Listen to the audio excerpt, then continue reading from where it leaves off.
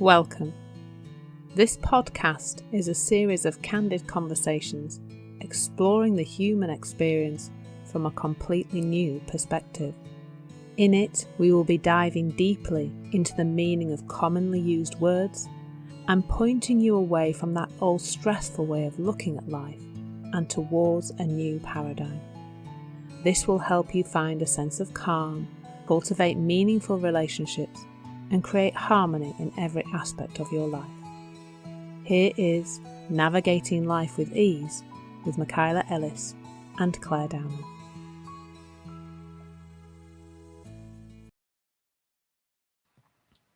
Hello. Hey, Claire. How are you? I'm good. How are you? Good indeed. Yes. I have a word for you. Oh, I'm very excited to hear it. Dating. Dating. Mm. Oh, the shame of it. That's my first response. I did a lot of that. I reckon actually it contributed to my burnout, like big time. Because I did it to excess. So when I did, I did it all in the early part of my life, like before I met my first husband, and I just don't feel like it had the same ick to it as after I separated from my husband. Because the first time I just met him at uni, and it was all just normal and just a natural way to meet someone. Whereas I did online dating after I split from my husband, and it's probably the first time in my life I've had really bad anxiety. There was a lot of meaning making going on around when people didn't reply to messages and that kind of thing, so it got quite icky. But I reckon I was almost addicted to it at one point. Like in the school holidays when I was off work, I was known to go on 3 dates in one day. I can laugh about it now. That felt perfectly fine to me at the time. And I think it was rooted in, like, dating is fun and it can be lighthearted and it can be really nice just to meet new people. But that wasn't where I was coming from. I was coming from, I need to find someone so that I can feel okay, so that I can feel enough, fulfilled, worthy. I don't know, put lots of other horrible words around it that are just not, that you can't really get from that outside, from another person or any other thing outside of us. But it was a big part of the reason I burnt out, because that part of my life was all about that, filling the hole, I think, that was within me by, dating ridiculously, to a ridiculous level, actually. Yeah, it was a crazy time. And I was very fortunate that I went through phases when I would be really on the apps. So I was on Plenty of Fish and Tinder and Zeus for a while. That was a funny one. And I went through a phase where I'd do it really intensely, and then I'd just go, oh, I can't do this anymore. It's awful. And I'd just shut it all down and just go and live my life for a bit. But then I would get drawn back in, almost like an addiction. I'd get drawn back into it. And I think it was like the third or fourth little batch of that luckily I met my current fiance on the second date. So that cut it off at the quick. That ended that nonsense. But it was, probably about 18 months of that nonsense prior to that, on and off. So I have a very interesting and weird relationship with dating. It was not healthy for me for a while there. Really wasn't healthy for me at all. So, don't know. I wonder why that subject. Over to you now. I want to know. Yeah. That word. I am not new on the dating scene. Rob and I are still happily going strong. This is good to know. Yeah. There was a call yesterday that I was on. I was able to support someone who is you know, not divorced for a while now, and back on the dating scene and struggling with that, and a lot of insecurity, and you know, it just brought up some things. The support that came to mind at the time was really about pointing this person back to who they really are, and that getting grounded in that, really being comfortable with you first. It seemed that's really important. Otherwise, there's this looking for outside approval. And then if it doesn't come, it feels like rejection. And so, you know, this is so curious to me, because when you said, so I didn't know, I just thought, I think, I think there's a, and I have a number of people in my life who had been married, and then for whatever reason, whether it's a passing or a divorce, where they're now single. And I just hadn't heard, you know, I had heard some of the things that go on and that people experience. And I must say, when I just thought it would be helpful for us to just see what comes up about this and around this. Um, what I heard pop up into my mind when you said that you would go on and you would, you know, really be into it. And then it was like, whoa, whoa, whoa, pull back. And it's like, ooh, that sounds like Facebook for me. We've all got our equivalent, probably. That's Right. that is, isn't it? Yeah. Yeah, yeah. So that was a surprise. And when I remember, like, years ago, when I first started hearing people talking about online dating, and I thought, well, that's pretty brilliant. Like, that's great. You can be upfront, you can tell people exactly what you want, who you are, what, you know, what it is, and you're either gonna, you know, attract them or what. And then it's like, oh my God, there's all this deceit and Mhm. fear. And yeah, I really saw that. Well, here's how I see things now over the past few months, that, wow, I mean, I stand for being yourself. That's what I work for. That's what I help people do, right? And me too. Like, I've recently discovered some things of, wow, where I'm not. And I know that's there until the day we are no longer human, we will have this bit that wants to not be us, but wants to protect, that wants to shield, that wants to not be all. And it's just like, I want to break those dang barriers down, because what I really see is that it puts out a bunch of lies into the world. And there's a vibrate, we're all energy. So there's this vibration, a lie. And we might not call it a lie, but I've really been calling it that very bluntly lately. You know, do you want to lie? Is that who you want to put out in the world? Because what if someone does come in and say, yeah, yeah, come on. And now, how are you going to uphold that lie? I've recently been learning about relationship through human design, just a different angle. And sort of, it's opening up my mind to more things around it. And it's like, there's a pattern in relationship. And there comes a point where some of that drops. Not all of it. We're still trying to hide, or we think we're hiding. But a lot of it, we cannot maintain those lies. And it gets in the way of an honest relationship. Mhm. So, yeah. So it's like, who do you want to be? And I don't know. Like, I, I hope I don't. Well, I don't know. I don't want to ever have to go there or choose to go there. You know, I hope the situation in my life is such that, you know, Rob and I will live until we're 105, and then we will die together holding hands. You know? And we never, you know, I never have to go there. But this is just what kind of came up around it. And I thought, wow, I think there's a lot of angst. And until you shared that, I didn't really know that there could be that much sort of tension around it. So yeah, that's where it came from.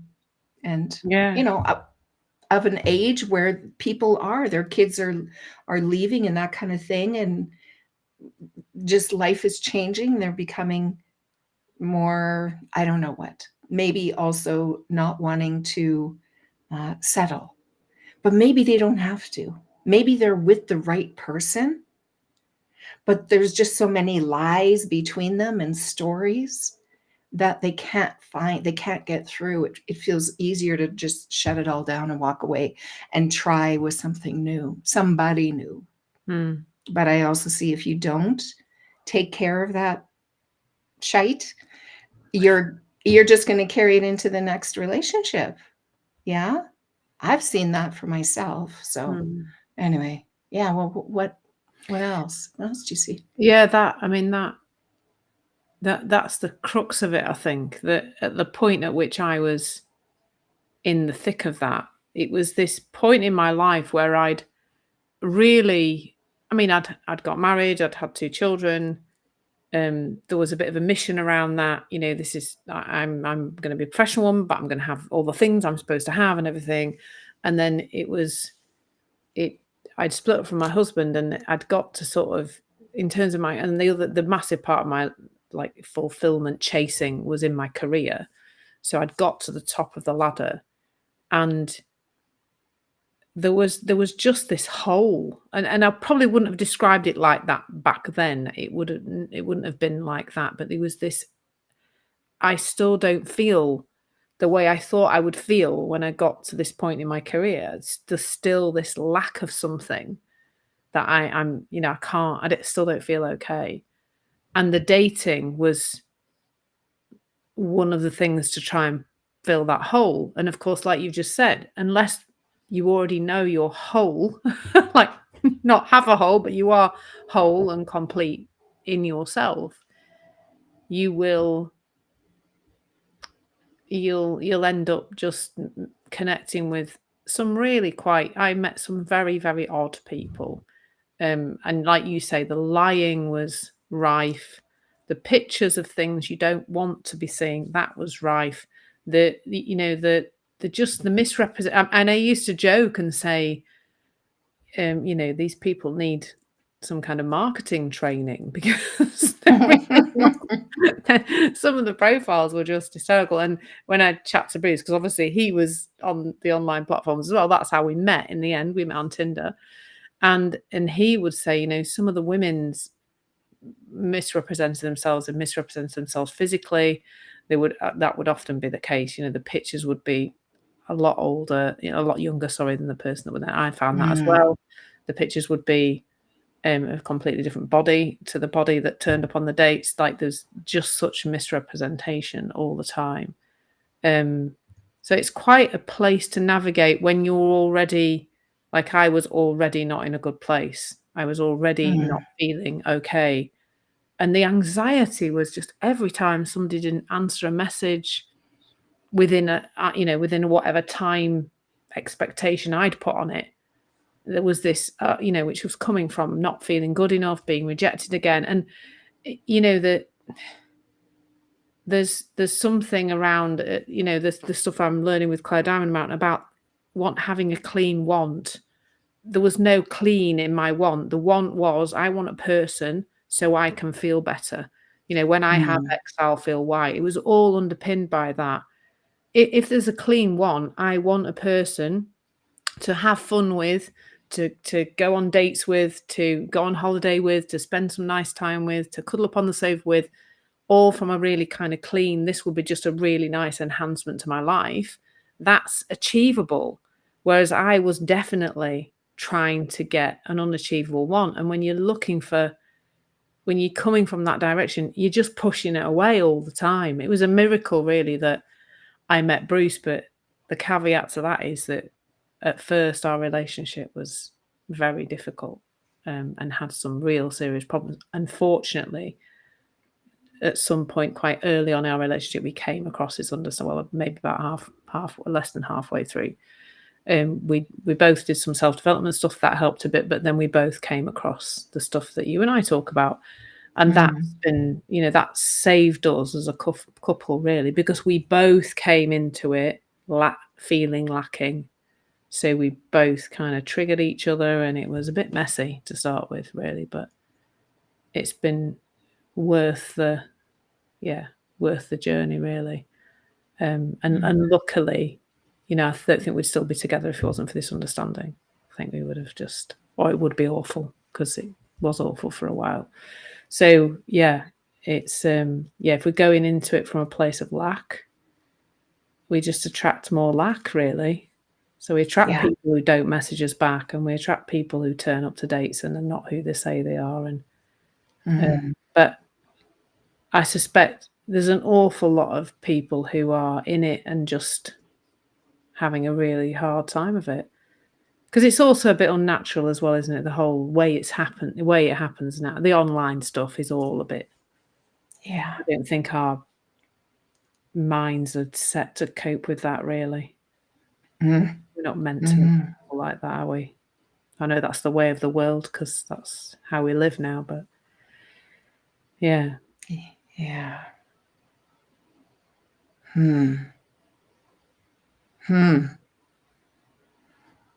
Maybe everybody should do their human design. And do you know, I'm feeling like there's a whole business here, Michaela, where you set up an app where people have to they get their human design chart, and then the app matches people who are more likely to get on with each other due to their human design. What about that? Well, actually, a few months ago, I would have said yes. But now that I've learned more, no. So, people, human design does not tell you whether someone is right for you or not. It does not do that. Yes. I thought that was going to be our route to the millions, Michaela. Oh, it's easier. It's easier than that. Get to know yourself and be that. Be that. And stand for that. Stand for who you are. And the more you stand for who you are, I just got goosebumps in my legs. So I think this is for me too. The more you stand for who you are and own it, the more you will attract the people to you who are right for you. Friends, mates, clients, employers, neighbors, yeah. I really believe that. And you will, the more you be, you will. Actually, I said something yesterday, and it's like, I think this is true. It's not so much maybe that you repel. Well, I think there is. The more you be, you either repel or attract. I see it more like we are a magnet. We have a magnet inside of us, and we will draw in. And the people who they don't come in so close because they hear or feel things, and it's just like, no. And they just drop away and go on to the next, testing out the next magnet. So I really see being you. And FYI, full confession, this week, I didn't do it on Facebook yet, but I changed the photograph that I had on my email and I don't know, one social media. I can't remember which. It wasn't really a social media thing. It was just one of those places where you put up your picture, and it's just like, so as I come across them, I'm updating. But that was the last time it was back in 2014. It was 10 years ago. So yes, my face is like a little lifted. It's like, it takes up less space because there's less. So it wasn't me anymore. It wasn't. That was me 10 years ago. And there was some resistance. And I thought I had to get a professional and all this kind of whatever, and wait till I'm growing my hair out. So it feels all of these things. And it's like, what the heck? I'm me. This is me. This is what I look like today. This is it. This is it. That's all. That's all I got. So let me just, pull out that truth. So anyway, in the way of dating, it's how can you be yourself? Mm. And I don't know, you might have some other things that you might leave people with. And I'm not what my comment before when I said, you know, if we have so many lies between us in a relationship Mm. and it's gone on for a long time and it might feel like, I mean, I'm not saying stick around or leave. I would never do that. What I'm saying is get to know you. And if you're not feeling safe, get out and then get to know you. Mm. And, yeah. So, yeah, that was all I just wanted to mention. Mm. Yeah. And I think the thing I'd want to leave people with is really get clear on what you want. And if Mm, you're saying to yourself, I want somebody so that I can feel good enough or whole or happy even, like, serious that, start with yourself first yeah. and, realize that those feelings cannot be fulfilled or got from the outside world or from another person. It just doesn't work that way. So, yeah, fun topic. Very, very of the age, as it might. Mm, Yeah, mm. yeah. That was really good. Thank Hey, you. Claire, thanks for sharing your experience too. I Mm, appreciate that. I didn't know that. So yeah, that was really good. And I think that'll be really helpful for others as well to hear that. yeah. Thank you. Yeah. Great topic. Mm, I shall see yeah. you next time. You See you bet. later. Bye. Ciao. Hey, thank you for being a part of Navigating Life with Ease. We'd love to hear your feedback and receive a review on your favorite podcast platform. This will help others who'd also like more ease in their life to find us. We're here to support you. So if you've any words you'd like us to explore or you have a question, please reach out to us at navigatinglifewithease@gmail.com. Again, thanks for listening and stay tuned for more episodes of Navigating Life with Ease.